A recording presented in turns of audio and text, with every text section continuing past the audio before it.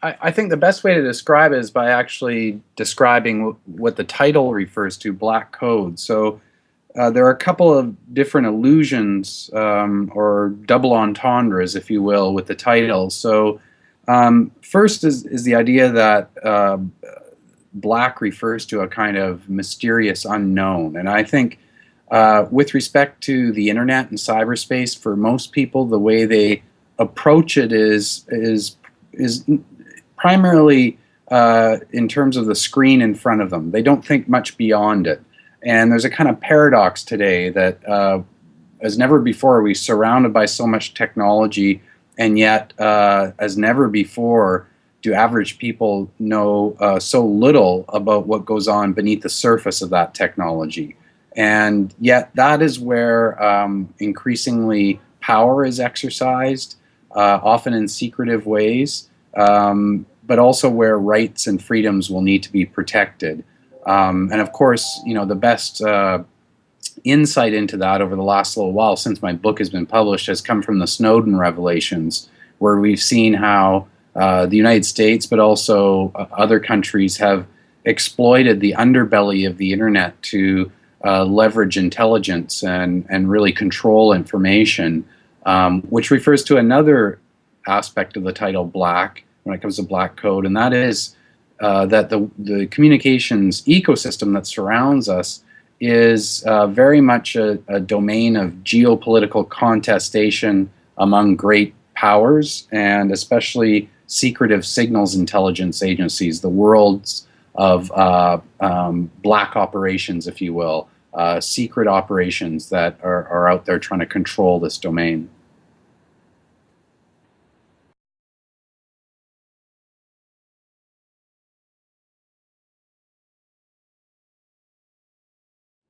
So if you look back historically to the beginning of the internet, very few governments had any policies about internet at all. And those that did, in fact, it's quite interesting to note that they took a deliberately hands-off or laissez-faire approach. And I think many people at the time confused that either lack of engagement or deliberate hands-off policy is something about the technology itself that prevents it from being controlled by governments. But it was really inevitable over time as internet technologies permeated just about everything around us, from the devices that we carry in our pockets to our automobiles to critical infrastructure, that governments would have to get involved. And of course, security is a major issue when you have everything from electronic grids to nuclear power plants connected to the internet. Security is inevitably going to rise to the top of the agenda. But how security is defined by countries varies enormously. So in some countries, a security threat is defined as social mobilization undertaken by citizens to try to bring about democratic change. So there are differing perceptions of what constitutes a cybersecurity threat. Layered on top of that is the fact that just about every government in the world is now thinking about building capacity within its armed forces to fight and win wars in cyberspace. So, starting about the mid-1990s, it was defined as a warfighting domain by the United States, equal to land, sea, air, and space. And there was a cyber command that was established at the time. And any development like that involving a country as big and as influential as the United States has ripple effects. And so we're seeing an arms race in cyberspace and a whole cybersecurity industrial complex that's been stood up to service the market for computer network attack, exploitation capabilities, surveillance capabilities, and so on.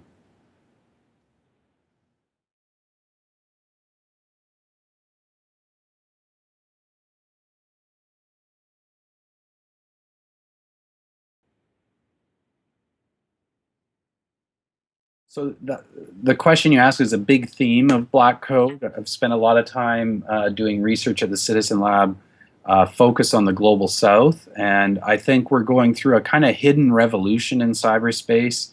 Very few people in North America or Europe are aware of the fact that right now the vast majority of internet users don't come from the United States or Germany or Britain. They come from the developing world. Asia constitutes something like 47% of all internet users, but it ranks only sixth by region in terms of internet penetration. So there's this huge bubble that's yet to connect, but people are connecting on the order of several 100% per year. In Africa, it's like 2,000% per annum. The issue here is that they're connecting in the context of failed states, fragile governments, in some cases autocratic or authoritarian regimes. In many of the countries, religion and religious sensitivities play an important role. In many of them, they're sliding back into authoritarianism after going through recently a democratic transition. And of course, they're coming online, not like the early adopters did when governments weren't involved, but at a time when cybersecurity is at the top of the international agenda, and when tools and capabilities are put in their hands, in the hands of policymakers that they never before even imagined. Things like cell phone tracking, social media monitoring, spyware, very sophisticated spyware. To give you one example, in one of our recent reports, we found that the government of Ethiopia was purchasing very advanced spyware from an Italian company called Hacking Team and using it to target journalists, Ethiopian expat journalists in the United States and abroad. So I think that's kind of the worry that we should have here as the next billion come online, if you will. It's going to impact the communications environment that we all live in, and I believe not for the better unless there are radical changes that take place.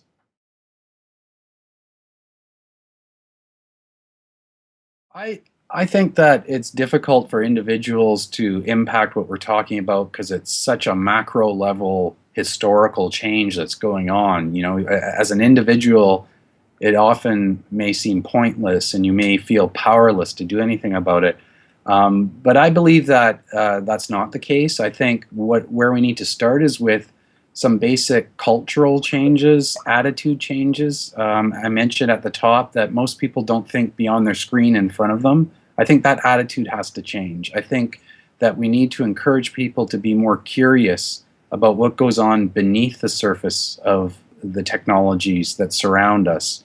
And the best way to get at that, I think, for me at least, is by encouraging people to think along the lines of the original notion of hacking, which unfortunately now is almost entirely synonymous with breaking the law. But originally it had a very positive connotation. It meant somebody who was interested in technology, interested in experimenting with technology, ripping things apart, trying to understand what happens beneath the systems that they use. And I think that, to me, is a kind of civic ethic that we need to encourage broadly, especially among young people. And if more and more people adopted this stance, not only with respect to consumer products, but with respect to their governments as well, we'd have a more distributed system of accountability, which is precisely what we need if we're going to maintain freedom and rights in a global internet age.